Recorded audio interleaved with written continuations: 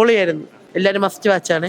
കൊള്ളാട്ടോ, super പടമാണ്. ഒരു പൊളിച്ച് കണ്ണുകളുടെ മാജിക് ഇതിലും കണ്ടു. ഇഷ്ടപ്പെട്ട നിലവിലെ രാഷ്ട്രീയ സാഹചര്യങ്ങളെയൊക്കെ വ്യക്തമായിട്ട് ചൂണ്ടിക്കാണിക്കുന്നുണ്ട് പടത്തിൽ. നന്നായി, അടിപൊളിയായി.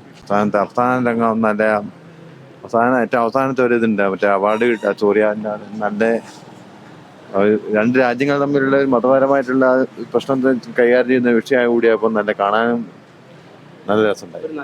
നല്ല സന്ദേശമാണ് പടത്തിന്. നിലവിലുള്ള രാഷ്ട്രീയ സാഹചര്യത്തിൽ മതങ്ങൾ തമ്മിലുള്ള സ്പർദ്ധയൊക്കെ വളരെ ഭംഗിയായി കൈകാര്യം ചെയ്യുന്ന അപ്പം എങ്ങനെയാണ് ഒരു മെസ്സേജ് ഉണ്ട്. Everything is fine. സ്ട്രോങ് മെസ്സേജാണ്. First half it was little bit comedy. Second half strong message. ഇന്നത്തെ കാലഘട്ടത്തിന് അത്യാവശ്യമുള്ള ചില കാര്യങ്ങളൊക്കെ അതിനകത്ത് നന്നായിരിക്കുന്നു. നീൻ പുള്ളിയൊക്കെ നന്നായിരിക്കുന്നു. രേഷാനും നന്നായിരിക്കുന്നു.